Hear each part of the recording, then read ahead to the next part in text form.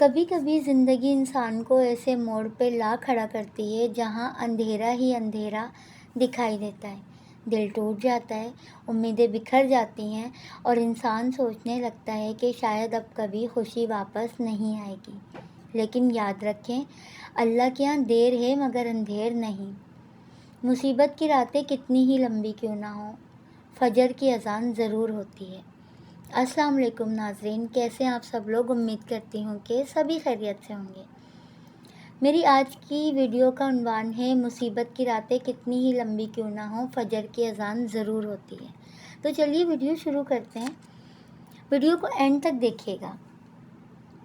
اگر آج آپ خوش ہیں، آپ کے چہرے پہ مسکراہٹ ہے مگر دل اندر سے ٹوٹ چکا ہے، اگر راتوں میں سب کے سو جانے کے بعد آپ چپکے سے روتے ہیں، اگر آپ نے لوگوں سے یہ کہنا چھوڑ دیا کہ میں ٹھیک نہیں، تو چند لمحے رک جائیں، کیونکہ آج کی یہ بات شاید آپ کے دل کو سکون دے جائے۔ کبھی کبھی انسان اتنا تھک جاتا ہے کہ اسے لگتا ہے کہ اب اس کی دعائیں آسمان تک نہیں پہنچ رہیں۔ وہ سجدہ بھی کرتا ہے، دعا بھی مانگتا ہے، آنسو بھی بہاتا ہے، لیکن حالات بدلتے ہوئے نظر نہیں آتے۔ تب شیطان دل میں ایک وسوسہ ڈالتا ہے کہ شاید اللہ نے تمہیں بھلا دیا۔ مگر یاد رکھو، جس رب نے تمہیں پیدا کیا وہ تمہیں کبھی نہیں بھولتا۔ تمہارا ہر آنسو، تمہاری ہر خاموشی، تمہاری ہر آہ، تمہارا ہر ٹوٹا لمحہ اللہ کے علم میں ہے۔ وہ تمہیں دیکھ رہا ہوتا ہے، وہ تمہیں سن رہا ہوتا ہے، اور وہ تمہارے لیے وہی فیصلہ کر رہا ہوتا ہے جو تمہارے حق میں سب سے بہتر ہے۔ کبھی غور کیا ہے، رات جتنی گہری ہو، فجر کی اذان ضرور ہوتی ہے، فجر کی اذان اتنے ہی قریب آ جاتی ہے۔ بالکل اسی طرح زندگی کی آزمائش جب اپنی انتہا پر پہنچتی ہے تو اللہ کی رحمت بھی بہت قریب ہوتی ہے۔ ہو سکتا ہے آج تمہارے پاس کچھ بھی نہ ہو، لیکن اگر تمہارے پاس اللہ ہے تو یقین کرو تمہارے پاس سب کچھ ہے۔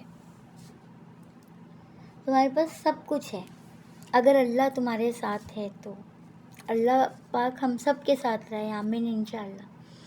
لوگ تمہیں چھوڑ سکتے ہیں، رشتے بدل سکتے ہیں، دوست منہ موڑ سکتے ہیں، لیکن اللہ کبھی اپنے بندے کا ساتھ نہیں چھوڑتا۔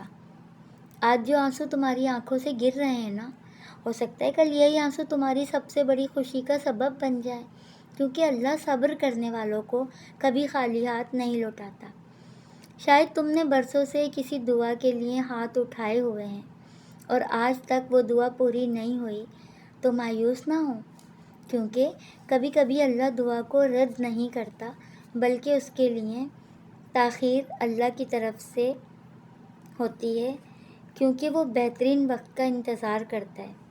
یاد رکھنا، یہ تاخیر اللہ کی طرف سے انکار نہیں ہوتی۔